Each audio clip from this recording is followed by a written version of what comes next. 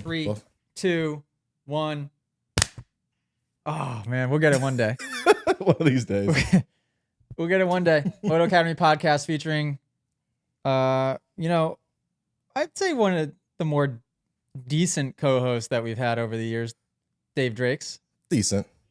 Not He's the best, decent. but decent. Studio's been leveling up, so comment below. Let us know what you think on his audio. I had sent him all of Moto Academy's exact SMB, whatever it is, Shure mics. So our mics are exactly the same. He's got the Rodecaster set up, so his audio should match mine identically, which is quite nice. And he's got the same exact Panasonic GH5 or 6 camera that I have. So now that we got some blackout curtains behind him, we got that light situation figured out.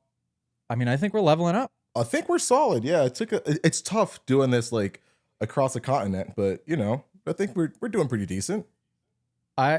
Considering the first episode that we did actually ended up getting released and there were no major bugs. Yeah. That never happens. So yeah, I'll take it. Anybody that deals with anything, computers, camera equipment, audio, I just feel like no matter how good you are at it, when you are setting something up for the first time, if there's a way for something to go wrong, it will go wrong. Something happens, and it's usually something outside of like what you can control, which is kind of insane, but it's usually just something that nobody's ever heard of.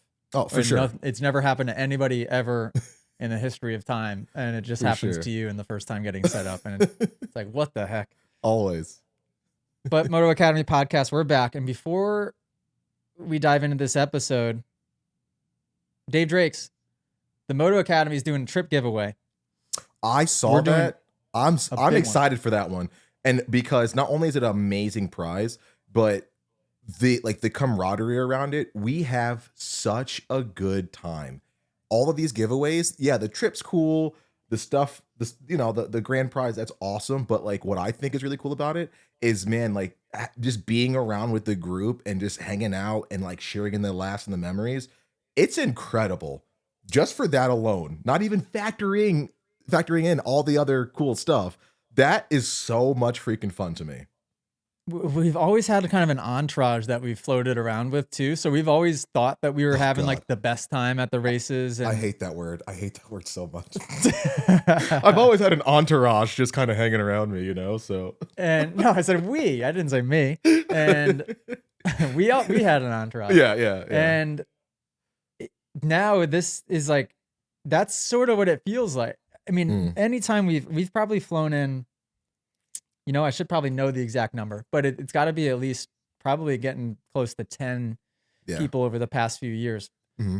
Every single time, they are just, boom, they're a part of the group. There's no hesitation. It doesn't take a few days to get warmed up. I mean, they are just right there with us. I think that part of that is, maybe a lot of that is due to the fact that whether it be on this podcast or my YouTube channel and the Moto Academy content, anything we're doing inside of the app, the live streams, I think people just know who we are. Yeah. Like they get every bit of us, right? So Yep. So that way when they show up in person, I think it just feels familiar. Like they already know us. Comfortable. And you can tell it is fun right off the bat. So we're doing a trip giveaway where we're flying somebody in. You can win from anywhere in the world. All you have to do is be inside of the Moto Academy app. We're going to pick a winner April 6th. I think that date could definitely be wrong. We're going to fly one of you guys in to the New England area. We're going to go to my Supercross track, which we just built at Winchester Speed Park in New Hampshire. You're going to get a private day of training on our Supercross track. We'll supply the bike. You just show up. And then the next day, you're going to get to race our Supercross series with myself and or another Moto Academy coach as your head coach for the day. So I think that, yes, we've had trip giveaways before. We've done them in many cool locations for many different cool ideas and concepts, whatever. Yeah. This is, I think, the first one where we're really tying this experience in together. Like you get to fly in, you get that private training day to really get comfortable on the bike because it's not going to be their bike. It'll be a bike that we provide for them, right? Get them comfortable on the track, zero in on any of the skills that they need to focus on, especially because this is going to be an amateur Supercross track. So a lot of it will be brand new. Yep. And then racing, getting able to put those skills to the test the next day and racing with a mentor for the day. I Yes. think that is so cool, and to be able to capture all that in content. My team will kill me. Allie will definitely kill me, but I just think having this home base now and using this as sort of the template, private training day followed by a race day. I want to start doing that every month. So I want to start flying people in every single month. Yeah. I think why not? Yeah. Might as And well, really, might as well spend all of my money, right? it's such a good benefit too, because really, what other opportunities have people had in the past to not only be able to, number one, win a cool trip like this, but have a mentor that is so tenured in teaching proper technique around the world there for your personal local race.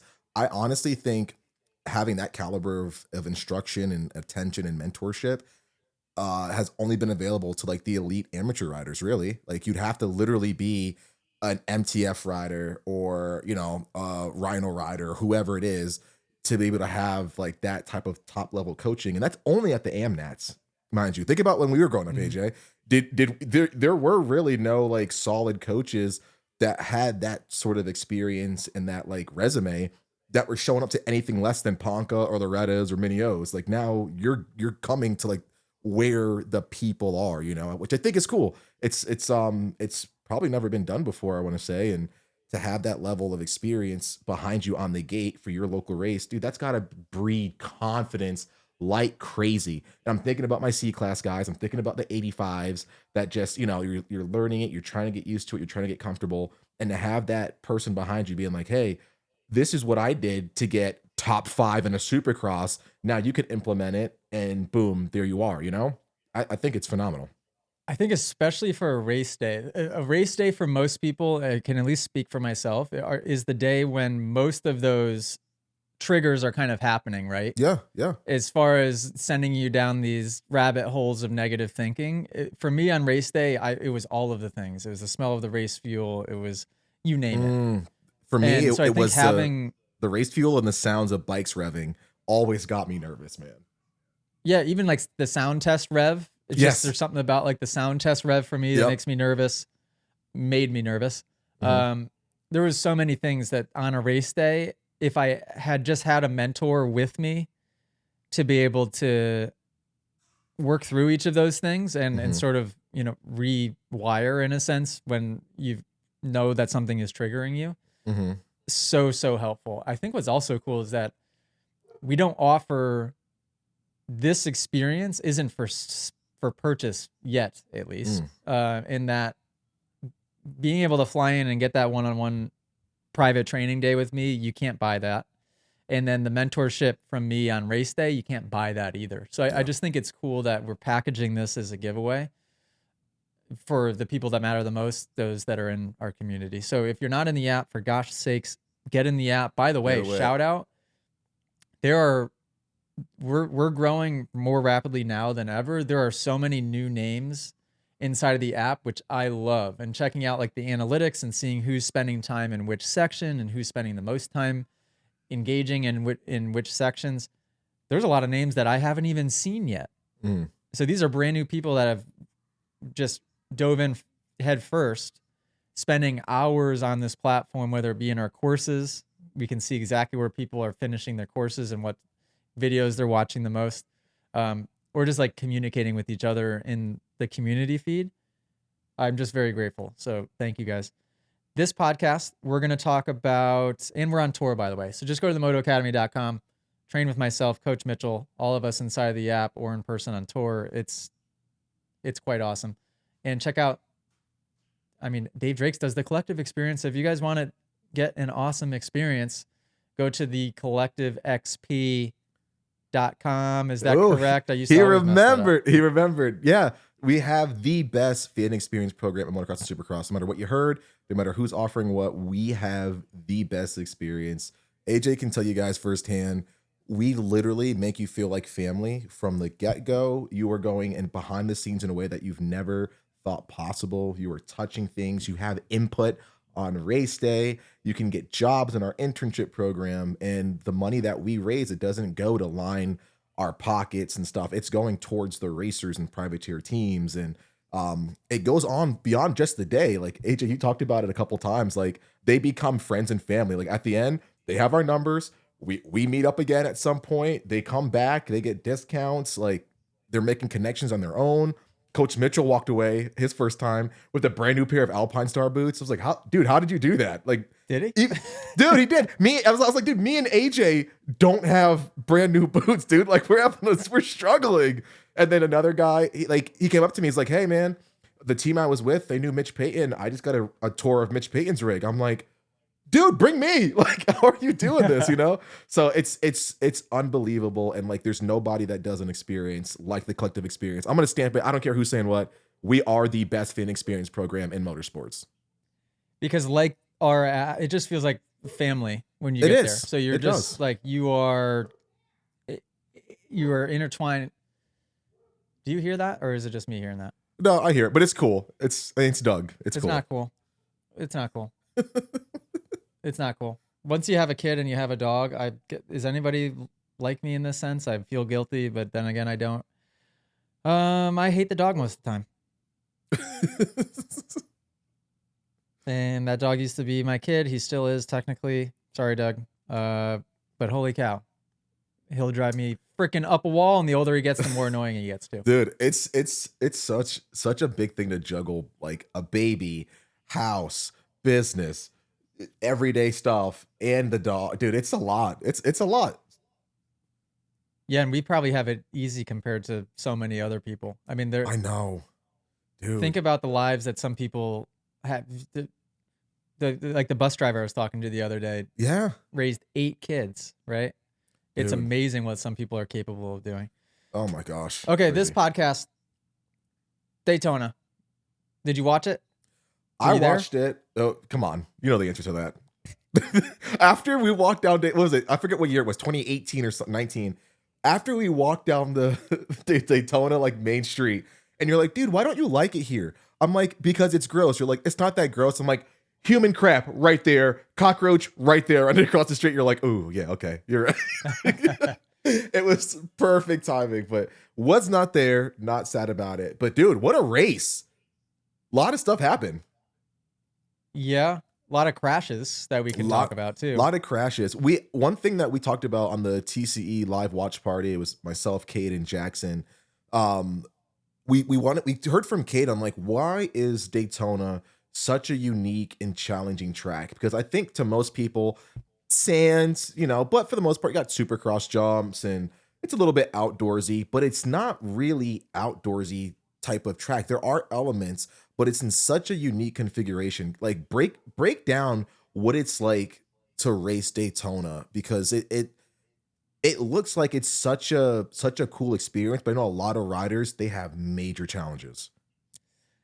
It's definitely one of one. I mean, the only thing I can really think to compare it to is the times that I've done the Atlanta Speedway race. A Speedway race it's just different. Yeah. The track is so elongated and your lanes are so long. Mm-hmm.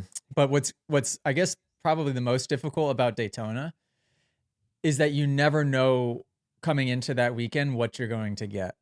So you don't know if you should be riding an outdoor track and be changing your settings to a straight up supercross setting, or riding the supercross track and keeping your setup the same. There's been some years I've showed up to Daytona and I needed an outdoor setup.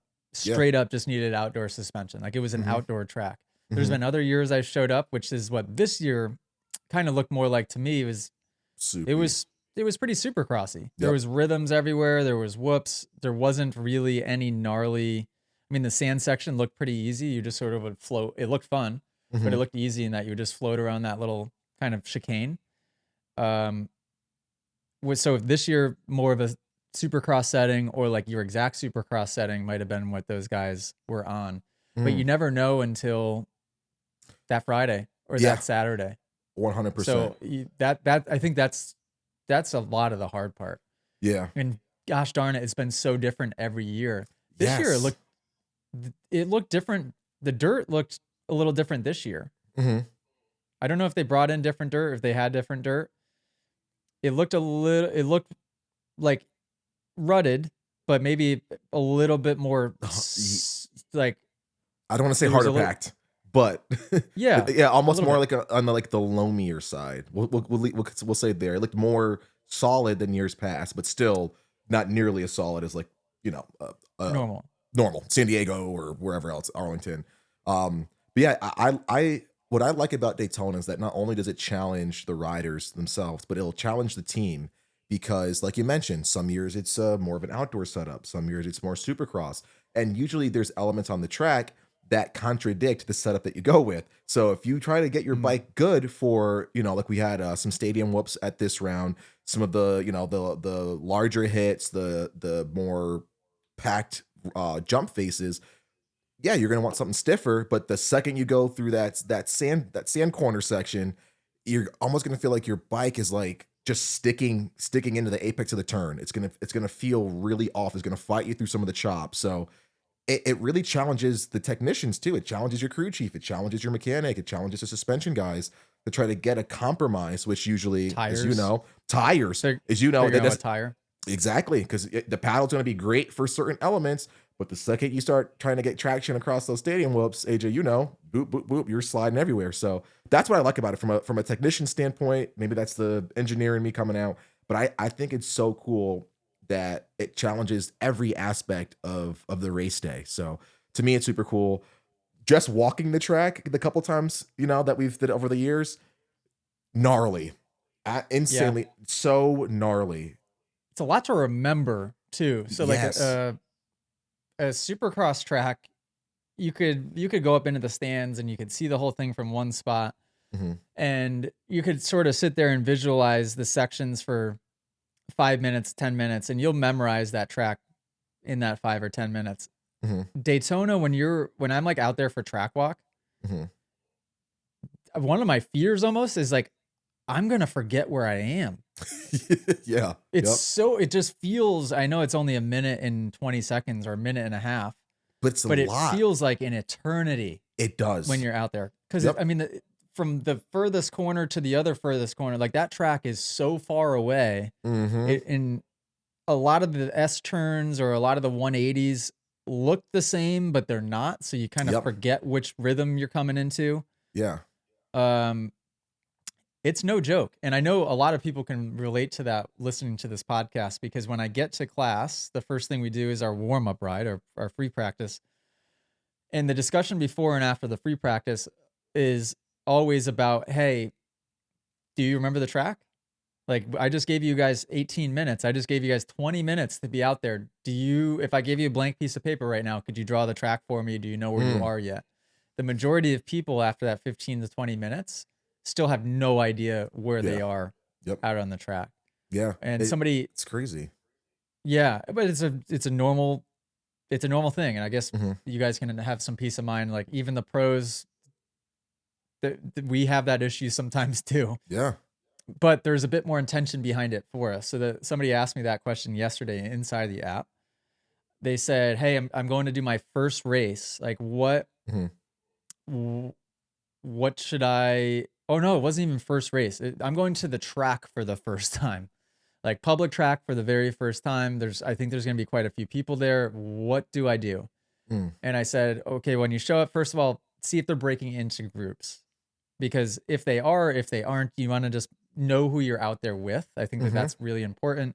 You need to know, hey, are there a couple pro guys? Are there some guys going really fast? Are there a few guys that are going kind of fast but look out of control and maybe I need to stay away from? Mhm. Are there a couple of 50 guys out there that I need to keep my eye on, making Yeah. sure I'm just being careful around them?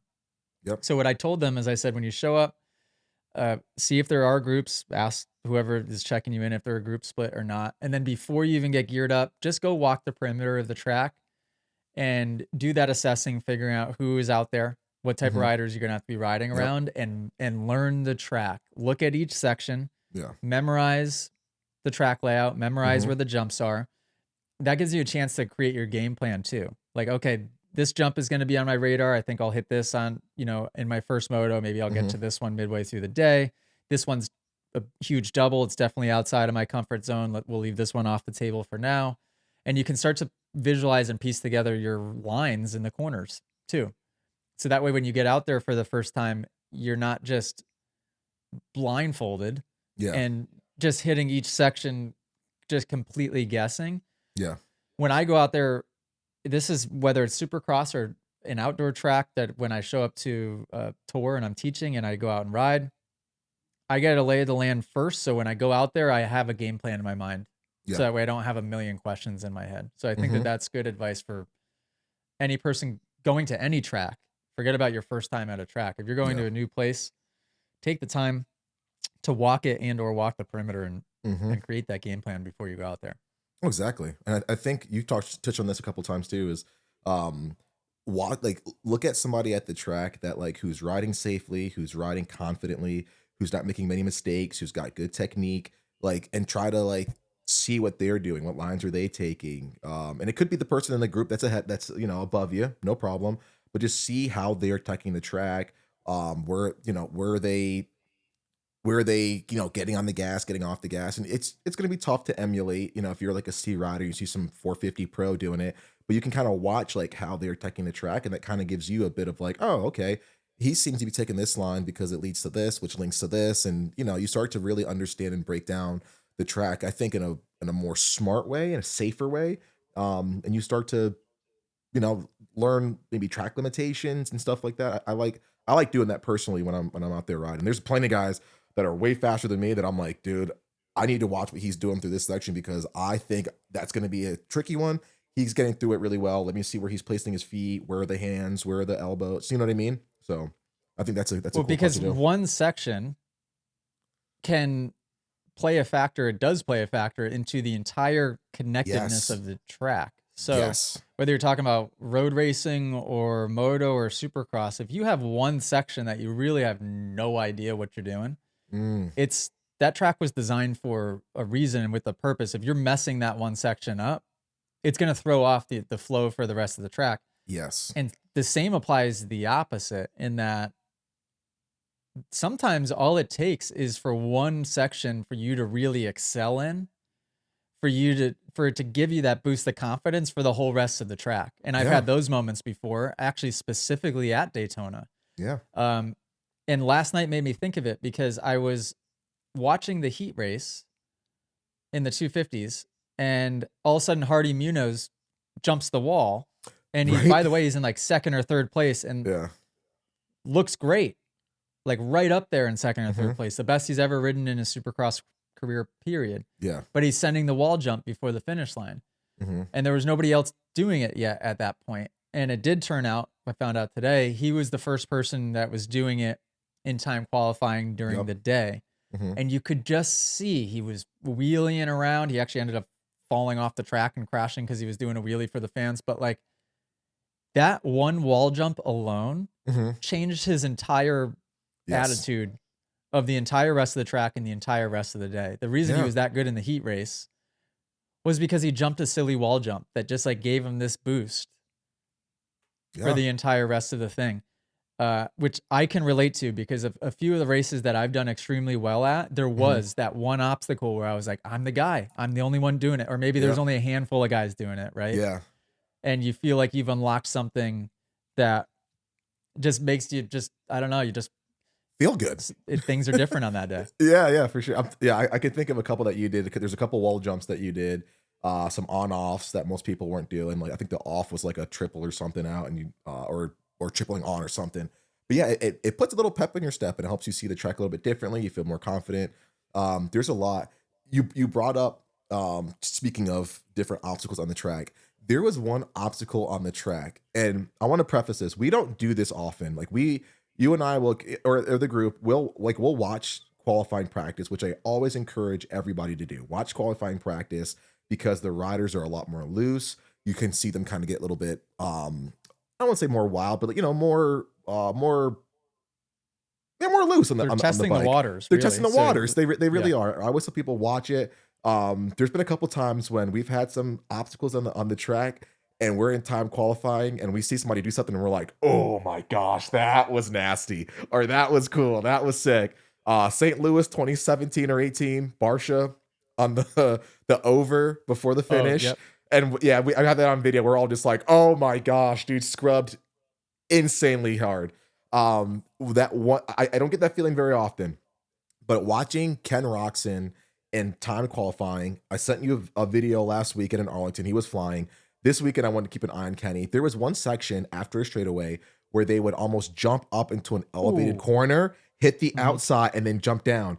Kenny came in, feet on the pegs the whole time, on the gas, had perfect lean angle, gripped the bike again on the off, and wide open towards the next corner.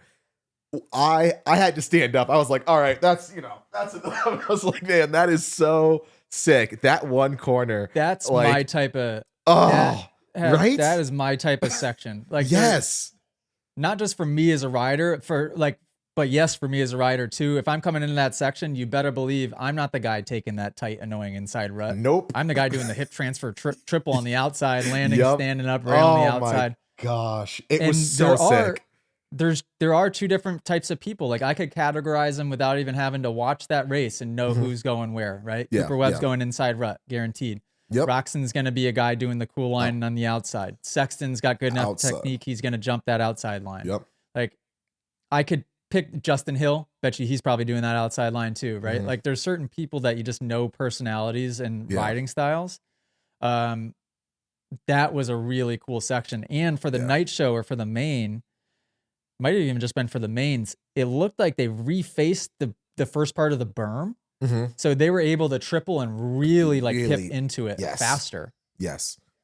Where in the heats or earlier in the day, it looked like it was hard to jump up on and get stopped. Where later in the night, I mean, that was one of the sections where at the beginning of the race, I'm like, right away, you just knew Roxon was freaking on it because he would land in there and slingshot. I'm like, I hope that line doesn't go away because that line alone is like, he's gaining half a second right there alone. For sure. Yeah, that was just one time where I was like, man, it's so cool to see that stuff, especially if you can see it in person.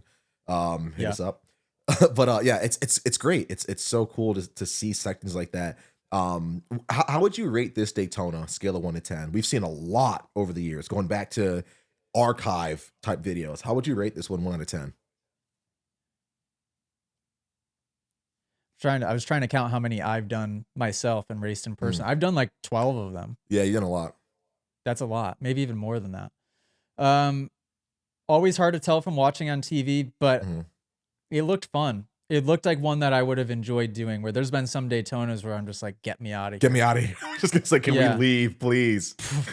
But there's been some that are super, super fun. I think this one looked pretty fun, and it looked racy, and like that triple to the outside versus that inside rut, pretty fair split. You know, depending on where you went, it was a good place to try to pass a guy, a good place to just not follow and not get killed and lose a ton of time.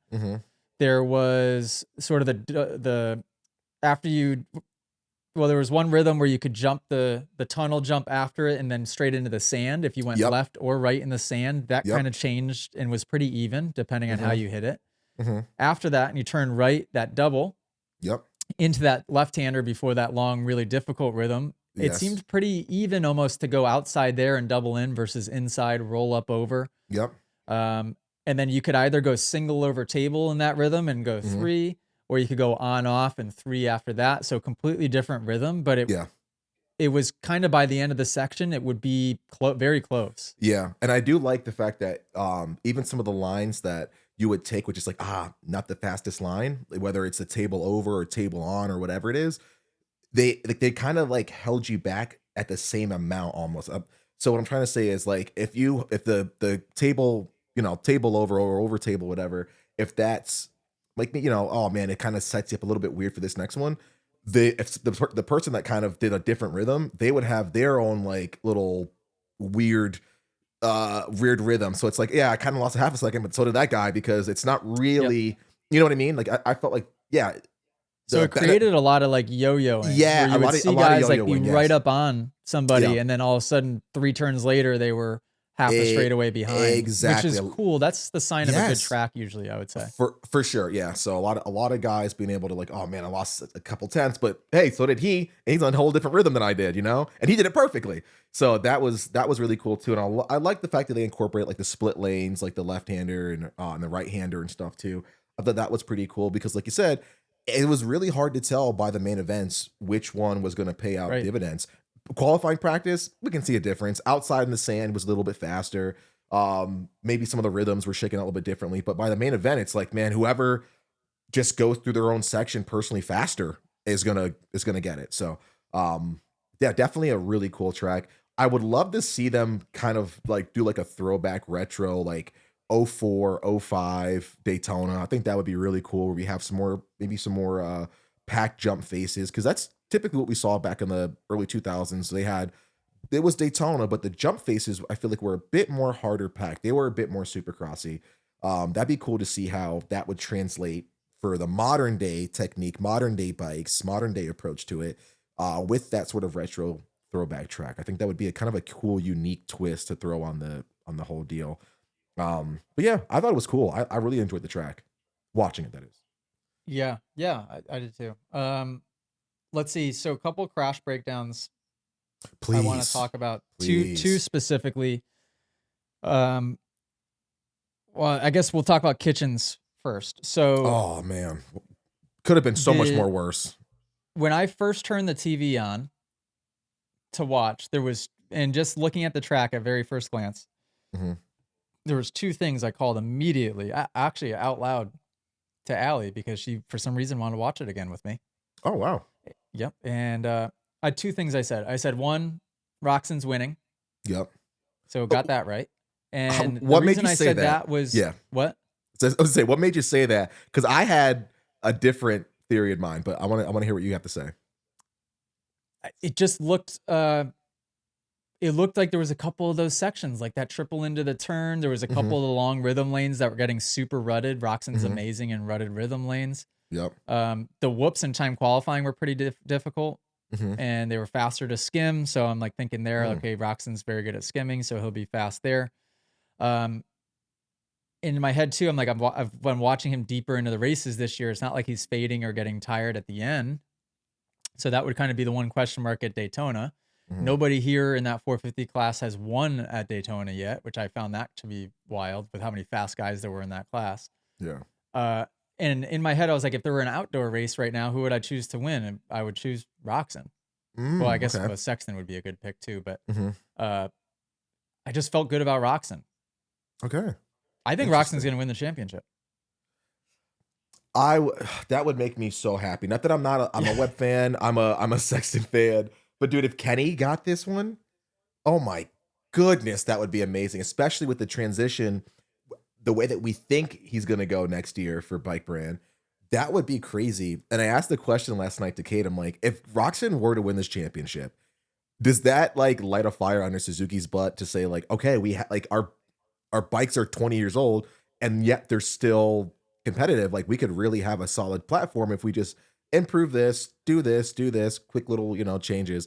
Would that inspire Suzuki to make some bike updates? And they were like, probably not. I don't think they're gonna do anything. They'd be like, oh, the bike's fine. It won a championship. Stop crying. Oh, you can't kick a bike? Whatever. Just leave it. 15 more years. It's good. Right. Change the graphics. So I right away thought Roxon was going to win. And then the other thing, and I might have even said this first, is I go, somebody's going to annihilate themselves on that little triple thing after the finish line. Yeah. Because it was just that. And I thought it was going to come from the futures class, because an obstacle like that. So if for those listening, it was you'd hit the finish line jump, and then it was like this little setup pre-jump. It was almost like a double or a roller, and then into like a mini little skip across triple thing. The reason an obstacle like that is so dangerous is because it's easy to disrespect and to just try to wheelie it or push through it going Mach 5 for no reason, and to not take the time to kind of get in that pocket and to give your suspension the time to do what it needs to do.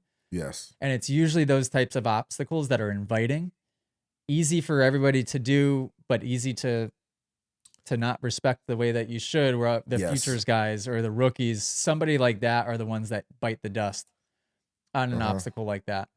Definitely. But I saw the crash literally exactly what Kitchen ended up doing.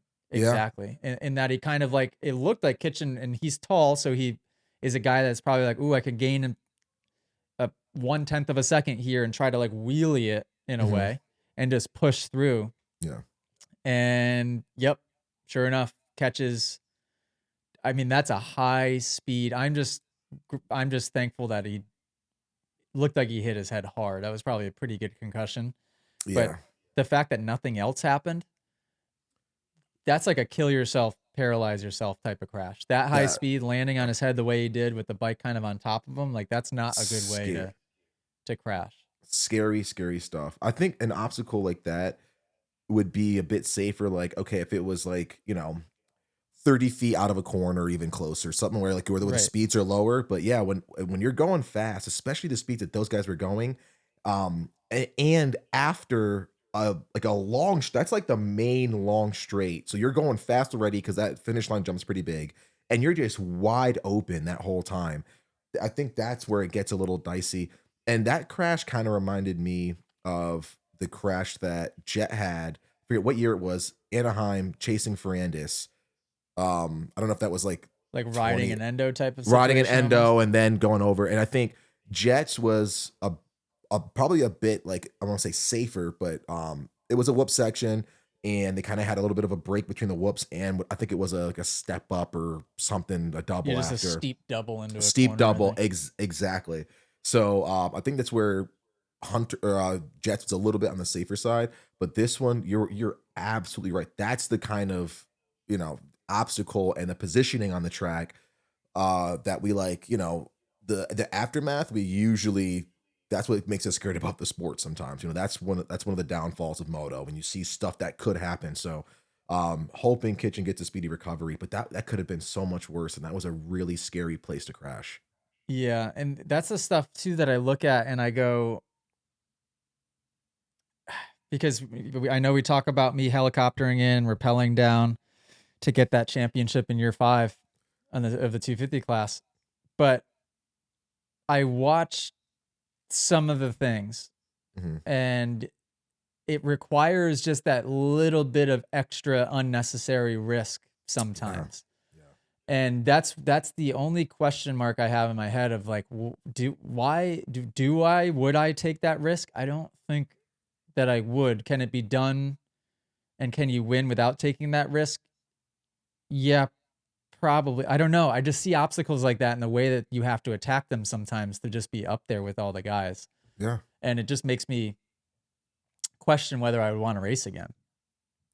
Yeah, that stuff like that, I think, it's tough, right? Because you get excited to get out there, but then those are the parts where you're like, man, I don't want to have to go through that. I don't want to have to subject myself to those things, those risks, like you said.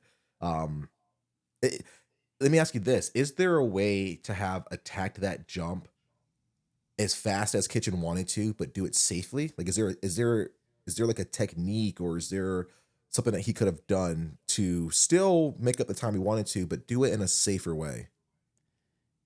Yeah, well, first of all, that would be a section that you're up a gear taller than what you normally would be because you Yep. want to pull through it sort of in the meat of the power, like tractoring through it. So, Hmm. fourth or fifth gear, like you're in a tall gear going through Hmm. there. So maybe he could have been even one gear up from what he was because it looked like just he hit in the worst possible spot to where it just kind of like it stopped him. Hmm. And it stopped his bike, but his body kind of kept on going, which is what caused the endo the way it happened. Sexton was doing a really good job of that section where Hmm. he would push through it extremely. Now, granted, he's on 450 power, so it's a little bit different, Yeah. but he was able to keep the tires closer to the ground and just sort of like power through instead Hmm. of trying to like loft up and wheelie over. Yeah. Um, so yes, I would say yeah. You just you have to pick and choose your battles in a section like that.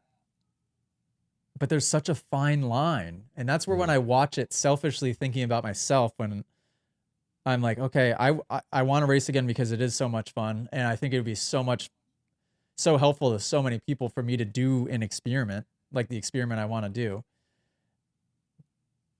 But what type of risk tolerance do I Yeah. have, and is it necessary to have a high risk tolerance, or can you just be so calculated to where stuff like that isn't an issue? So it kind of brings me to the next crash, which is like Hmm. another big one was Sexton's, Yeah. Yep. right? Like what? is that avoidable? Because that's not something, I don't want to be pile driving the ground like that. Yeah. I think he got pretty lucky for what it was, but and I guess I can explain what that was. So that was him not respecting the track either. So I'm talking about his Sexton's heat race crash. Comes out of the first turn. He goes single. I'm pretty sure he got right onto the fast rhythm line, which was single over table, and then went to 3. But he was taking no time to get down into the pockets at all. He was just trying to push through them as quickly as he possibly could. And I'd have to watch the clip in front of me to be able to break down exactly step per step where it went wrong. But it was just the product of him not taking the time, like Kitchen, to get into the pocket a little bit more to give the suspension what it needed to do. Yeah. And a lot of people would watch that and be like, "Oh, well, he landed front tire first. Like, why was he not able to save it?" It's because his whole moment, everything was going over the front. Yep. At that point, like his momentum was going forward. Even somebody as strong as Sexton, he's not going to be able to save that impact. He's just going to be going over the front. And usually when you talk about going front tire first, that whole system, that force vector is going in one uniformed, almost like an arrow path. I feel like he had a bit more weight outside of that direct vector. He was almost like there was some force over here. There was stuff over here happening, which caused him to, what we saw. He was like a flywheel. He was coming up over it. Like his body was going up, around, and forward. It's the same exact thing with Kitchen, up, around, and forward. So when you case front tire first, you need to be with the bike going this way. Yep. Going straight, because the idea is when you case something like that, you want to go straight through it instead of the weight carrying up over. So like that crash happened not on the landing, that crash happened on the transition going into the takeoff. Yeah. And it was the same thing for Kitchens. It's like, what could have saved that? Nothing about the landing, right? It was about the takeoff and that transition going into the takeoff. Yeah. Just a reminder, I guess, to everybody that watches and everybody that rides, you just need to be patient and gain time where it makes sense, and gain time where it's easy to do so and safe to do so, and respect the track in places where it needs to be respected. So, but it's so tough because when you're at the highest level, it's like, what is the separator? And sometimes the separator is taking that little bit of extra risk. Yeah. But that was a big one. Didn't a 250 guy crash in the first rhythm lane right off the bat too? We had I don't think it was Thrasher. Anstey in the 250 main went off the side. But I think those are relatively smaller. A lot smaller. Somebody in a 250 heat, I thought, had a pretty big one. Because that's what made Kitchen go off the track and then slide out off the side. Yeah, I can't remember that one. I think they cased the Nendo on that same triple, I want to say. Scary stuff. Yeah, crashing hurts. I don't necessarily want to do it anymore. But there's something nice too, though, when I don't know if anybody can relate to this. Have you ever had a big crash where you didn't get hurt and you were just, and like the bike didn't get messed up either, and you were just like, it felt nice afterward to just sort of get one out of the way? Yes. Every single, I'm thinking of one. It was like my second year in 450s. And back in that day, AJ can attest, I was kind of skinny. I probably should not have been in a 450 as early as I should have. But I was at Rocky Hill, and it was going right back onto like the back of the quad track. And when you water Rocky Hill, it got super slick. And I got on that gas a little bit too early in a sweeper, and that bike just tossed me, dude. I ragdolled, got up, and I was like, oh God, okay, I'm okay. Bike was fine, not a scratch, and I was like, oh, thank goodness. That's the worst.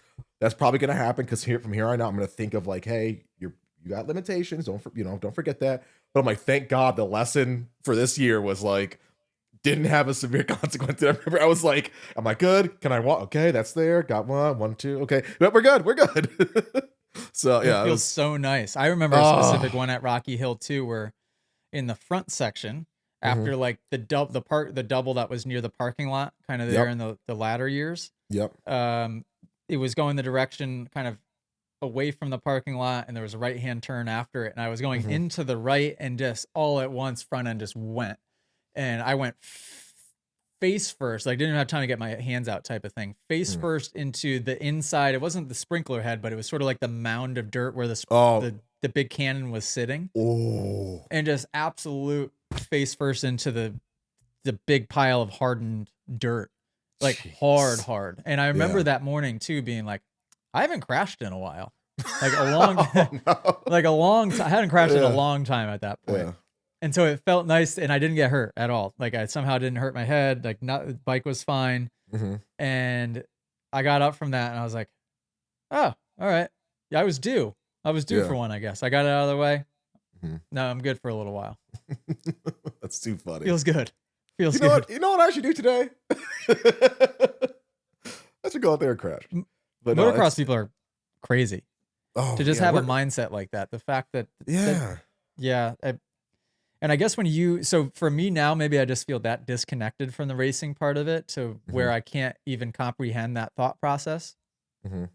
But I guess when you're in it, you're just in it, and a lot of times you don't have those fears because you're just doing the thing. You're doing exactly, and I think it bleeds over into other parts of life too. Because I'll talk to like riding buddies and stuff when they're with their kids and their stuff, and I'm like, yeah, you know, my buddy, broke his collarbone, and my mother-in-law was panicking because a broken collarbone. I was like, dude, that's normal stuff. And I'm like, I experienced the same thing. My buddy like cracked a femur or something, and we were like, oh, dude, it sucks, but like, it happens in motocross. You're out for a year, you can come back and ride again.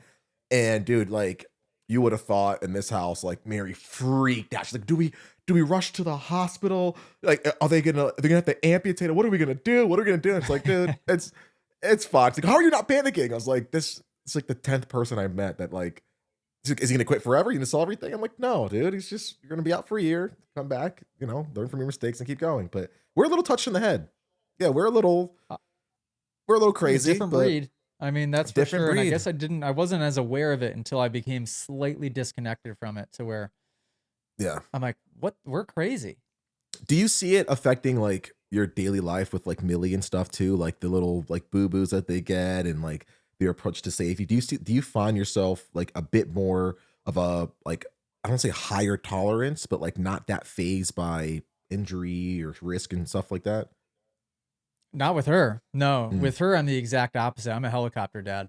Yeah. Gotcha. Because so it's kind of had the opposite effect on me, where I got to tell myself to chill out, because she's got to hit her head on something to realize that that's dangerous. Like I don't know if it's made me hypersensitive to it, to where I just know how things, I can almost see the future, in the sense that when you're a dirt bike rider and you've crashed every way that you could possibly crash on the dirt bike, and you've experienced every crazy scenario that you can think of, I just, when she's at like the gym doing her gymnastics type of stuff, I just see all the scenarios in which she could hurt herself. Gotcha. And it just makes me be ultra protective. Yeah. Where I think maybe the average person is ignorant to, they just don't know the things that can happen. Yeah. And how you can fall certain ways, or if you do this, you're going to do this. They're just unaware completely. I think I'm so aware of it that it just made me a helicopter dad. So I got to chill out a little bit. With myself, I can see that. With myself, people still like Allie, anybody in Allie's family, like people think I'm crazy because they think I'm a lunatic, even though I feel like I am highly calculated, right? For sure. But with Millie, forget about it. That's interesting. Maybe it'll be different when we have a boy, if we have a boy, but I don't know if the girl has something to do with it. If it's being our first child has something to do with it. I'm an absolute helicopter dad. That's interesting. Can't help it. Okay. Yeah. That's definitely interesting. Where I thought that I would have been, brush it off, you're fine. Yeah. That type of parent, not at all. I have to catch myself from being the exact opposite of that. Funny, even at class now, I've just changed a lot. And like at class, I used to be the instructor that would be, you know, hey, you're fine. Get back up. You can finish class. You're fine. I'm not so much like that anymore. And I think it's also because I've had a few students at class have internal injuries. Okay. And nobody knew. Right? Gotcha. Like Ross O'Connor went to his first class at MX23 in Massachusetts years ago, one of my first classes ever. And had a small little crash. And Ross is the type too where like he could have hurt himself in the worst possible way, and he's not going to tell you. He'll tell you he's fine. He's just going to keep continuing his day. So he's like, I'm fine. And he finishes the whole rest of the day. Turned out he had like a grade through whatever, you know, laceration of the liver, his spleen, and all, like had to have like blood transfusions, stayed in the hospital for a week. Yep. It was bad. Yeah. And then it happened one other time at class too, where somebody punctured a lung or something that was internal that like nobody really knew until after. And then I'm like, after that, I sort of learned my lesson that, hey, maybe you could be hurt. Yeah. Like, I don't know. I don't know where I lie on that. That's a tough one too. Cause like you said, once you're exposed to that stuff, cause like I lacerated my liver and had spleen and brain trauma, all that other stuff. And now, like, when I'm kind of the opposite. Now, when I hear that stuff, it doesn't make me as nervous. I'm like, oh yeah, that's normal. You'll heal. You'll be all right. You know. I feel like I'm kind of the opposite, where Mary's more of like the helicopter parent, and I'm like, oh, dude, she's fine. She's gonna tumble, you know, on a couch cushion every once in a while. She's fine, kind of deal. But one thing that happened that made me realize, yeah, we're a little different. When Mary went into labor, they were talking about all the different pain management options, and like, you know, we've had some women prefer morphine. I'm like, ooh, that's a nice little mild hit. And she's like, oh, we've got Toradol. I'm like, ooh, Toradol really works pretty fast. And I was like, there's another one. She's like, we got this, we got Oxy. And I'm like, oh, makes me feel a little queasy. I don't know if you should take that one. And she's like, did you used to have a drug problem? I'm like, oh no, I race dirt bikes. I've just been on all that stuff to like for pain management, broken this, fractured that. She's like, oh, you guys are weird. And like we walked away, dude. It's such a weird thing to be. Is just like this dirt bike rider that is so not risk averse. Is so not scared of these things that would turn people like purple in the face just talking about it, you know? Yeah. Speaking of pain points or struggles of dirt bike people, can we end this podcast? And this might take a little while, but can we end this podcast by addressing some comments that were in an Instagram post that we had? I want to say it was last week at some point. I don't know if this is going to mess up my FaceTime with you or not. It shouldn't. Let me see. It'll just probably make you go like this screen go blank or something, but we'll still be as long as you can hear me. So yeah, exactly. Ethan put up a post. Shout out EQ. Shout out Ethan. On my personal account, and it got quite a bit of engagement. So the caption was, "What do you find most difficult about the sport of motocross? Let's discuss." And I figured maybe you would have some good things to add to this too, and maybe some helpful advice to people. I commented on my own post, not realizing it was my own post. Whoopsie daisy. Oh god. And I said sand rollers around a corner, I would say. But these answers vary so widely. I'll read a whole bunch of them. You can kind of give your thoughts. Her and MX says, listening to people say it's not physically demanding. Oh, that kills me, dude. I haven't heard that in a while. There was a common theme of that. I don't know if maybe I was just so sensitive to hearing it at one point that, or no, you know what? It was when I was in school. School is a big one. Yeah. High school is a big one. When I was in school and nobody rode dirt bikes in school but me, and trying to explain to everybody why it was so physically demanding and nobody understanding it, was like I just wanted to pull my hair out. Oh my gosh, yeah, that one is so frustrating for people that don't get it. Or if I'm like, oh, didn't do too good at a race today, this past weekend, somebody was faster. I'm like, aren't all the bikes the same speed? It's like, you dummy. I was like, you dummy, you don't get it. Yeah, that's a tough one. So if you're if you're in school or you're in an environment where you're hearing that a lot, that you're kind of engaging in arguments of it's not physically demanding enough, the only thing I guess you could do is nicely see if you can get that person on a dirt bike. Yeah. Because I don't think that you could possibly comprehend everything that goes into it unless you get out there and try it for yourself. And then you'll immediately have that appreciation. Because I think whether you're racing or practicing or just like learning to ride a bike for the first time on a track, you're going to get exhausted so quickly. Yes. You could be the most fit athlete ever. Yeah. Yep. Yeah. That's funny. That's such a true one. Yeah. Dirt Bike Dave said getting enough seat time with a sad face. That unfortunately is one of mine too. And that's probably one of the more common popular ones. Yeah. Probably one of the more popular complaints that I get. Is that it's just a time consuming hobby in a sense. It really is. You got to load the bike up. You got to do the bike work. You got to drive to the track. You got to wash the bike afterward. Get geared up. It takes forever. It's a lot. The one advice I have for that one is just making it part of your routine. If that means you have to go to work a little earlier, 30 minutes earlier, so that you can get out, 30 minutes earlier to get out 30 minutes earlier, like, 4:30 compared to 4. I would do something like that. Like I had a bunch of like, internships and stuff, dude, where I would go to work in a suit and tie. And then at the end of the day, dude, my bike's in the back of my truck already. I'm ripping that off and I'm, Clark Kenting on the way to the track, but I'd say time management, but it's so common for anybody that's over 20 years old. I'm sure it's so difficult to be able to work and provide for yourself and go to school, keep up with normal everyday life and still be able to do this sport, which like you said, AJ, it takes a lot just to load up 30 minutes for some people. I know there's moments where it took me 45 minutes. I had to unfold a trailer and a bunch of other stuff when I was living in the city, just to be able to get it hooked up to my car to begin to load. So, it's a lot, man. It really is.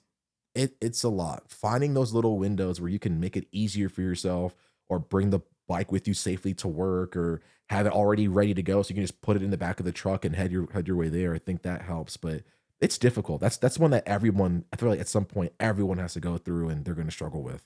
Yeah, that's a huge one for me. Having a new baby and operating a business, it's like I never have time to go out and ride for myself.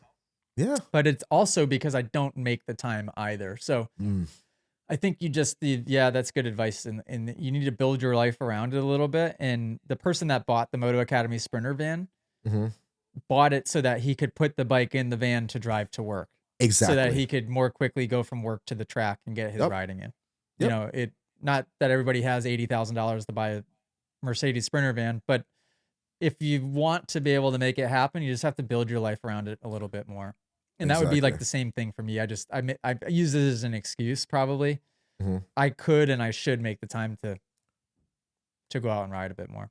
For sure. And you don't have to make it 80,000. Like AJ, you and I both know those Econoline conversion vans and stuff like that may not be the prettiest, but they got us through 15 years of racing and probably we're both collectively worth $5,000 maybe. You know what I mean? So yeah, there's ways you can do it with like within your means too. Don't put yourself in debt trying to, be able to ride a little bit more, but yeah, there's some ways you can make it creative, but it's tough. Like I said, everyone goes through it. I agree. Let's see. Dave Fouquet, definitely saying that wrong, said deep ruts scare the hell out of me. Yep, that's a super common one as well. Yeah. Somebody maybe it was 7 Deuce, I think, during time qualifying, race day live.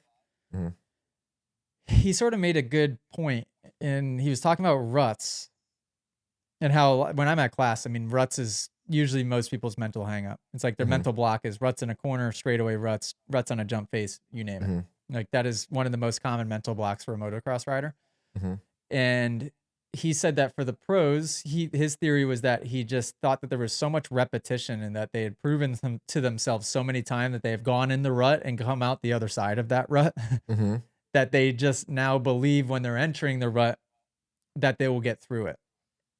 which sounds obvious, but that is a very different perspective, I think, than maybe most people have in riding, Yes. in that Yes. they just are trying to micro adjust and look at every inch of the way and staring straight down at their front fender.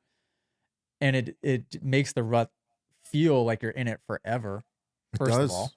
And a lot of Like the them are track's coming so at you a million different. miles an hour, Yeah. and it just, yeah. Yeah, Yeah. having a little bit of that It's belief, picking your chin up and just looking to the end of the section. Just let that bike do the work for do you. the work for, yeah. And that is such a good point, is a lot of people, you know, classes or outside of classes are like, dude, there's a long road to trade. What do I do? And it's always like, you say this, and so many other pros say this. It's like, don't worry about what's right in front of your wheel. Look towards the end of the rut and let the bike dance underneath you and do its own thing. Make the bike take the brunt, make the bike do the work, you know, keep yourself light, look to the end. That is such good advice that you guys give. Cause really, I succumb to this all the time. When you look down, you're like, oh, well, this, it jags like this, and then I got that, I got to compensate, then I do this. For, you know Right. what, you're looking right here, and then you're down. So that is Yep. such good advice that you give at classes. Yeah, it's hard to implement though, because in your brain, like you can't, that advice doesn't make sense. It's like Yeah. when it was like when I learned to backflip at Pastrana's house, and Travis's advice was just do a wheelie on the top of the jump face Yeah. and don't Yeah. let go of the bike. And literally that was the only, he was teaching me how to backflip, and that was all he told me. And in my brain, I was like, tell me more. What do you mean? And the That was first time such a that fun I one. jumped in the foam pit and landed upside down with a bike on top of me, I was in the foam pit with the bike on top of me thinking, oh, he was right. Yeah. Got to pull really Like hard. that was the only thing I actually needed to worry about, was don't let go of the bike. Yeah. I love that you like went back and forth with him. He's like, you got to pull really hard. Like, you got to pull hard. He's like, you're wheeling a motorcycle. Yeah. You got to pull hard, dude. It's like, yeah, dude, this is difficult stuff. Typical overanalyzer at that point in my life. Yeah. For sure. Yeah. So sometimes when you hear advice, I think that's the hardest part for people, is it sometimes sounds so simple, like let the bike do the work for you, Yeah. that it's like hard for your brain to comprehend it. Yeah. A lot of these comments, earning the money to pay for it. Money. A lot of money comments.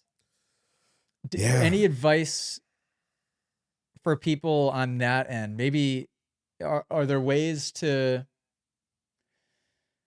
get your feet wet in the sport that is a little bit more cost effective?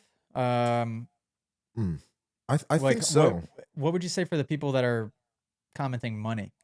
If they're stressing with that stuff, I would say try not to go for the biggest and best and brightest. You know, like there are plenty of like decent used bikes on the internet. You know, you can go to Marketplace and find a decent 2020, 2017, 2016, 2015. Like, you don't need the best and brightest bike out there to be able to enjoy the sport.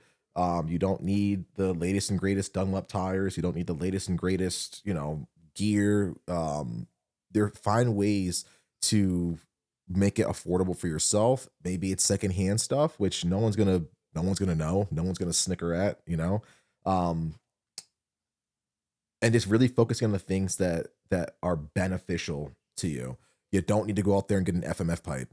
You don't need to go out there and do like, you know, $250, $300 seat covers and super slick. Dude, get the seat cover that's all black, that gives you a good grip, and be on your way. Grab the grips that are $5, grab the $10 levers, you know, do stuff like that to keep it affordable for yourself. I see people all the time, they're like, dude, I want to get this, you know, this sick new part, but I got to save up for 2 weeks, you know, just for this one part of it. And then I'm going to put that money towards this. And then I'm like, dude, why don't you just buy the cheaper? Why do you need the $500 version when the $50 version is just as good? Like, are you doing it just for the logo? You know? So I'd say try stuff like that.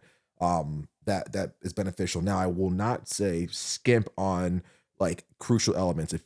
Helmets, I will say go with the best for your price range, and always, if you're able to, go for the top of the line helmets, top of the line boots. Make sure you have those foundational things. But, you know, dude, gloves and stuff like that. You know, I'm gonna rep FXR all day, but if you can't, you know, do it affordably, dude, there's plenty of times when I was racing freaking Chaparral brand Ocelot gear, which is like a polyester plastic jersey. You know, there's ways to keep it affordable. Yeah, I've had students show up to class with gardening gloves on before. Yeah.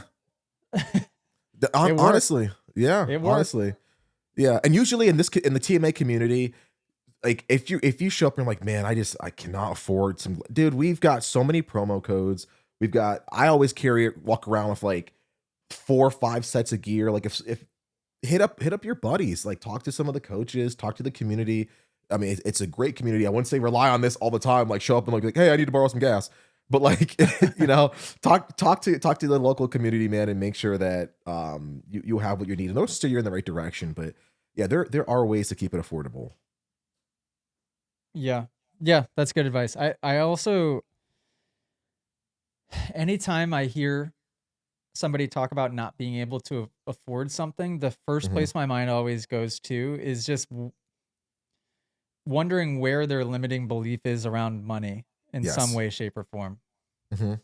Right? Because that to me shows there's a little bit of discontent in the lifestyle you want to have, or maybe the things you want to be doing, and how much money you're earning, and you're not able to do those things. Yeah. That sucks. And for me, most of my life, I know that I had just a straight up limiting belief on how much money I thought that I could earn. And I think subconsciously a lot of people have a number in their head of how much money they think they can earn. So question that a little bit too. Try to raise that thermostat a little bit. Raise that ceiling a little bit, and you might be surprised. Don't have to always worry about the how either. It's like change the limiting belief a little bit. And if the why, forget about worrying about the how, but if the why is so that I can have more time to be spent with my family and doing riding my dirt bike because it's my favorite hobby, that's a good why. Yeah. Right. Yes. And who knows, maybe life will present itself with an opportunity, and next thing you know, you're making $100,000 a year instead of $30,000 a year, or whatever it is. What's quite nice is that you don't have to make 2025. It is quite expensive to live nowadays, but it's not that expensive. I mean, how much? I just love talking about money, and I know a lot of people get uncomfortable talking about money, but what, as a household, not having a kid, how much money do you think you have to earn to be comfortable and to be able to afford riding a dirt bike once a week? I'd say as household income, I would say living within your means and stuff like that, collectively around $100,000. Okay. You and your spouse. What would you say?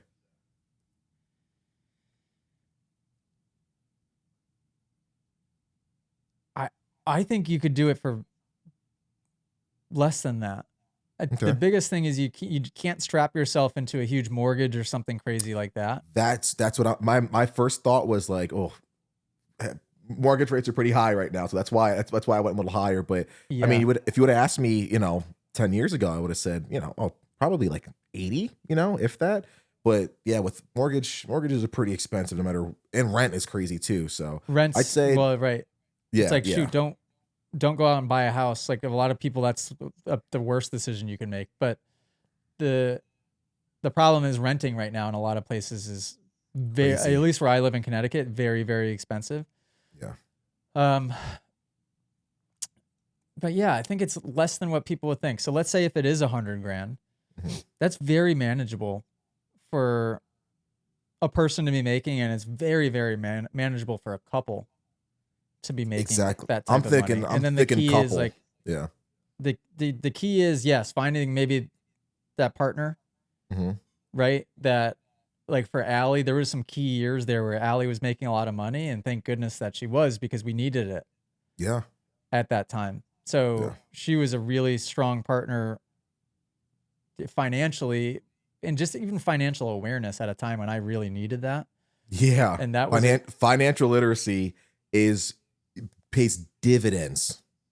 Oh my gosh, having that experience. Huge. Yeah. There was a conversation we had. I've told this story in the podcast before that this was when we lived in a townhouse in Leesburg, Virginia. So realistically, it wasn't that long ago. It's probably 2019. Mm-hmm. And we were sitting down on the patio, and she goes, AJ, how much, it was like towards the end of the year, how much money did you make this year? Like, how much money do you make? Mm-hmm. I was like, I don't know. She goes, what do you mean you don't know? I was like, I don't care. Like, I don't know. I really, and she goes, what would you guess? And I said, honestly, I could not even come close to guessing. Mm-hmm. Not even come close. Yeah. And so the limiting belief there is I thought that the ignorance of not knowing how much money I made was a good thing, because that meant I wasn't stressing about it. But what it actually meant was that there was no intention behind how I was earning and spending the money that I was, where there was opportunity to make more. Yeah. I mean, a million things. Yeah. Right. And to think that conversation was less than 6 years ago is crazy. But it was having her be able to reflect with me and have those conversations and challenge me on some of those limiting beliefs. Yeah. And I've been able to do the same in a different way for her recently, where like quitting her job when Millie was born. She had a huge mental block and a limiting belief around the fact that we simply couldn't afford. There was no way that it would be possible for us to afford our lifestyle and just period if she quit her job. And it turns out she quits her job, and the partnership we have with LMNT pays what her paycheck was. And she was able to sign that deal within 2 months after quitting her job. Yeah. You know, it was not that those things always happen in quite that way, but it was just a limiting belief where I'm like, Allie, you will be able to, just with a little bit of intention and a like focus on our business, just a little bit, just give me 3 hours of your mind power a week. Yeah. For Moto Academy. Spend the rest on Millie. Just give me a few hours a week. And that will make way more than what you're making now. Yeah. And you won't have to go work 50, 60 hours, whatever it is a week, doing something that you don't want to be doing. For sure. 100%. Yeah. That limiting belief in yourself, your potential, on and off the track is just, it holds you back. Somebody talked about it on the broadcast last night, where I think it was in a 450 LCQ, which by the way was a very good race. And by the way, Jerry Robin came from, if I was looking at the ticker correctly on the left-hand side, Jerry Robin was like in 19th place on that first lap. Did you catch that? Yeah, we talked about it on the watch party. Cade was saying, I asked him, I'm like, hey, in a perfect world, Honda goes, hey, we need a fill-in rider. Who would you put in that fill-in's position? He goes immediately, Jerry Robin. He's like, Jerry is riding so fast. He is so consistent, which has been a Achilles heel for Jerry for a number of years. He's got this all-out speed, all-out talent, but just some race weekends he's good, other ones he's on the ground. But he was like, Jerry Robin's running so good, like it's incredible that's not talked about more this year. But so fast, dude. So incredibly fast. Speaking of mental blocks, I was teammates with Jerry in 2017. 17 and 18, I think. Kind of 18. Right? I think so. And that was a year I was able to see, first of all, how fast he was, right? Yeah. But I was able to, and I was right in, that was very much him and I were like, you couldn't have put two more head cases onto one team. on fast, but also scary bikes. just absolute head cases, the both of us were. Yeah. And you could see his continued for many, many years after that. When something must have clicked mentally for him recently, because the way I watch him ride now, he's a completely different person. Yeah. Yeah. Jerry is, he's one of those guys where it's like we have two different sports, man. Like watching Jerry ride versus like your average rider, it's like, dude, it's not even close, dude. Jerry just has this talent. It's just out of this world, man. Just a sleeper in a lot of people's minds, I think, man. He really should be talking about. I couldn't believe how far back he came from an LCQ. But in that LCQ, maybe it was Reed that said it. They were talking about Sexton being in it, and the fact that he's not used to riding maybe the way that those guys will ride sometimes in the LCQ. And one of them goes, they're just trying to eat. They got to eat. Yeah. Right. And it's that's a limiting belief in a sense, in that like those guys are they're surviving.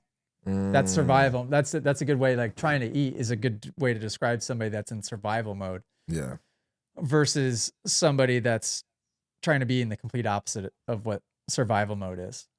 And I think you're seeing a shift this year in like a Jerry Robin, where he's coming out of that survival mode, or has come out of that survival mode, and he looks totally different.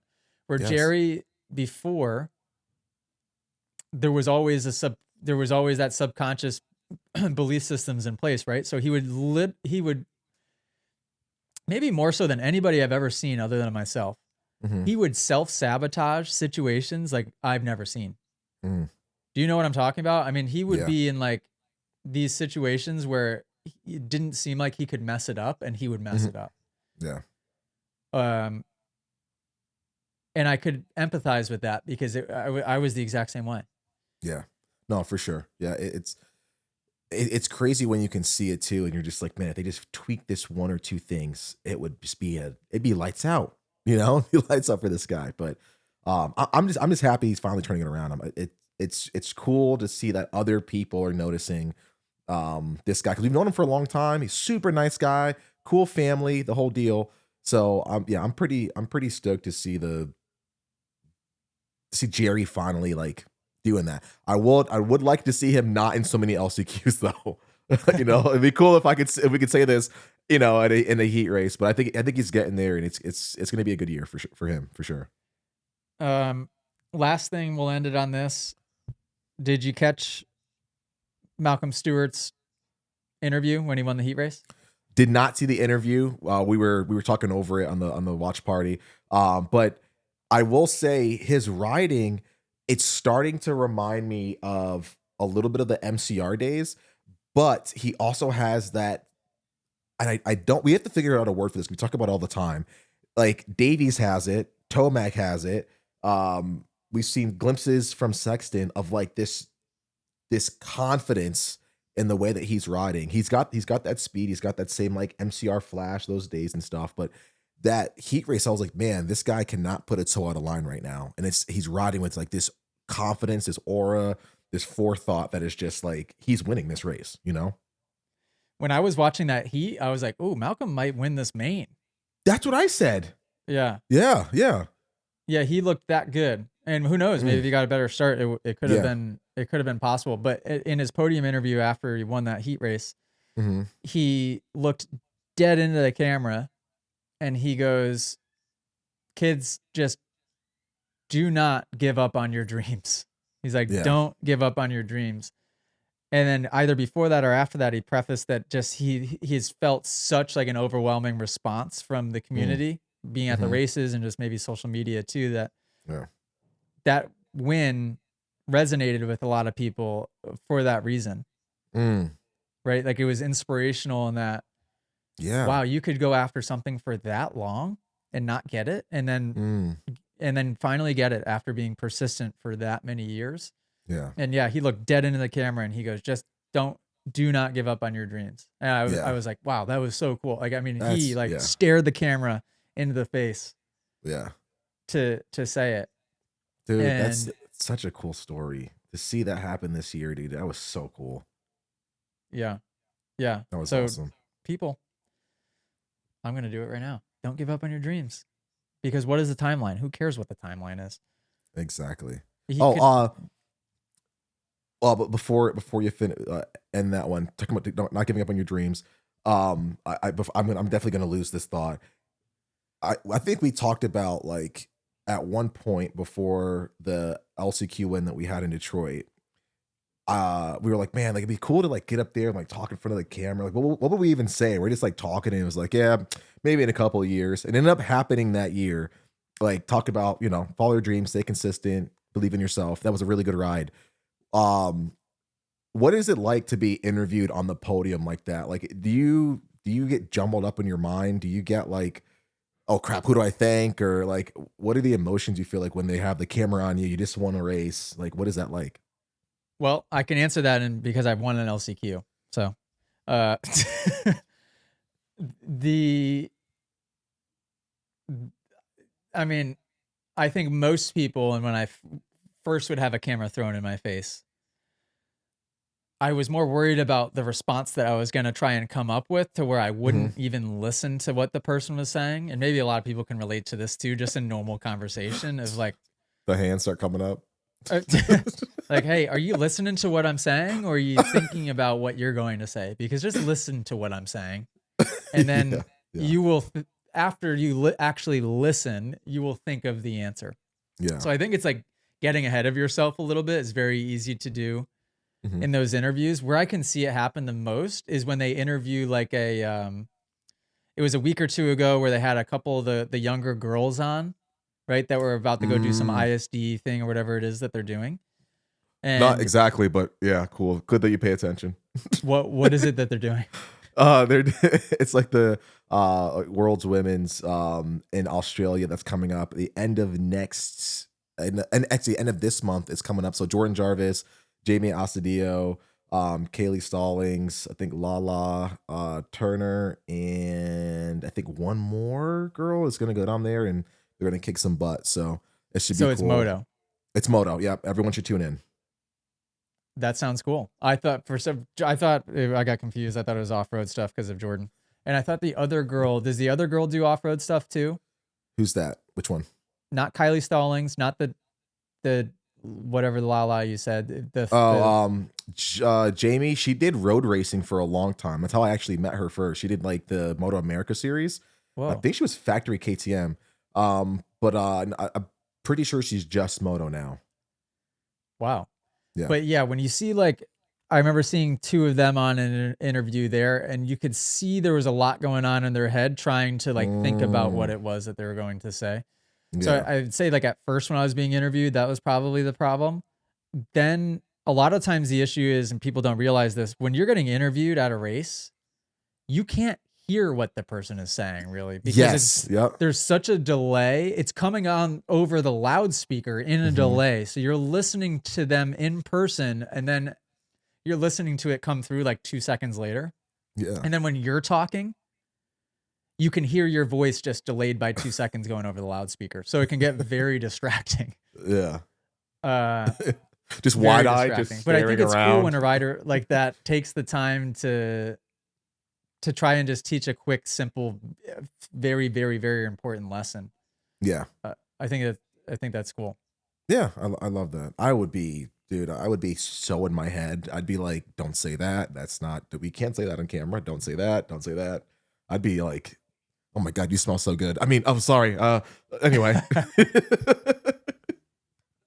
Yeah, uh, it takes practice. A good way, honestly, to practice is mhm. like for me, it was filming my YouTube videos. Just having, even if it was me sitting there holding my own camera, knowing that I was recording myself and that this recording was going to end up on the internet, there was a lot Yeah. of nerves to that at the beginning too. Yeah. Yep. Trying to figure out how to do that and get comfortable with the camera in my face. Hmm. Then there's a whole nother element of like when I started hiring people and now I have somebody else holding a camera in my face. Hmm. Then there's the element of, okay, somebody's holding a camera in my face and I'm in public. So people are watching Yeah. me talk to the camera. So it's trying to get past the uncomfortable, like how uncomfortable that is at first. Hmm. Hmm. It just takes a lot of practice and it's a good thing to practice. I think Yeah. because the more you get used to all of that stuff, you become a little bit more selfless and less like self-indulged and like No, if you can mess up in the worst possible way, and like, does anybody really care? The only person that cares is you. Everyone's focused on their own embarrassment, their own stuff. Like no one's really nobody. Yeah, no one. Yeah, nobody cares. It's like, yeah. So I think with the practice comes a little bit of the awareness of that, of like, there isn't any pressure of me sitting here talking into this camera. Yeah. Yep. But yeah, then I guess the struggle becomes, for me at least, it would be, how do I want to convey this message as briefly and concise as possible? Because I only have so much time to talk to this camera. Like, I just want to make sure I'm prioritizing what I'm saying and saying it just short. Yeah. And to the point. Because that can be difficult. Definitely. But yeah. Well, cool. What's the next race? We are in Indianapolis this weekend for are you East going? Coast round. I will be there bright and early. Gonna run into a few people from the TMA app. Shake and Blake and his family is gonna be there, so I'm stoked to see those guys. Cool. Internships programs popping off, so we got some interns coming in to work with some teams. So I'm gonna get them connected, and that's always a fun one for us. Like the St. Louis's, the Indies. Yep. The Northeast ones, they're always fun. So I'm looking forward to that one. And I think we got a lot of cool storylines that are going to, come out of Daytona and even Arlington that are like, okay, now we're at a different track, neutral ground. We're going to go at it again. So I'm excited for it. It's going to be really good. I love Indy. Is it East West? I think this one's just an East, if I'm not mistaken. I could be wrong. I could be wrong. Again, guys, if he's wrong, you don't come to this podcast to get accurate statistics or race facts. No, you get here to hear about the different kinds of pain medication that you can get as a dirt bike racer. And to hear me read, which, by the way, I'm not going to read on this podcast episode, but I am going to make a quick book recommendation for the two people still listening. Rick Rubin, A Creative Act.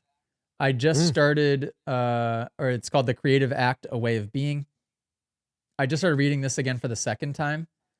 And it's interesting. I didn't highlight this one, but I dog-eared all the way through so you could see like what resonated with me the first time I read it. And holy cow, it was probably 2 years ago that I read it the first time. This book is fantastic reading it through again. So Rick Rubin, The Creative Act, A Way of Being. It's not just for artists. It's basically to kind of teach you a way of thinking to go through your life more as a creator. Yes. As opposed to a victim of circumstance. Rick Rubin is such a unique character too. The way that he's just so unapologetically himself and is a creator, and just the way that he presents himself. Like I think he's a really unique character, and it's probably inspiring for a lot of people to be like, oh, if he can do that and it's cool to do this, I can be myself, So I hope more people. Think of the value that he brings, and the fact that like he admits openly that he doesn't have much, if any, musical talent at all. Yeah. He's just there to be like the conduit to be able to help people express themselves fully, to help them just, get out of their own heads, be present, teach them how to be creative, or help them express their creativity. Yep. I want to be like the Rick Rubin of motocross. Yeah. That's kind of like honestly, that's sort of my goal. Or like the Phil Jackson of motocross. I just watched Last Dance again yesterday, or I finished it again yesterday. Mm-hmm. I've listened to now a couple of podcasts with Phil Jackson, one of which actually was with Rick Rubin and Phil Jackson together. Mm-hmm. That guy was like he was like a monk type of dude too. That guy was so zen and so. It's not a coincidence that he won all those championships with the Bulls and then went to the Lakers and won all the championships with the Lakers. Like that guy was able to pull out of those players. That's what a good coach is. Yeah, for sure. And Phil Jackson and Rick Rubin are very, very aligned in a lot of the ways that they think. So get this book. Okay. Sweet. Well, Allie's going to kill me because we overshot it. Hour and 30. Moto Academy podcast. Toodles. See you.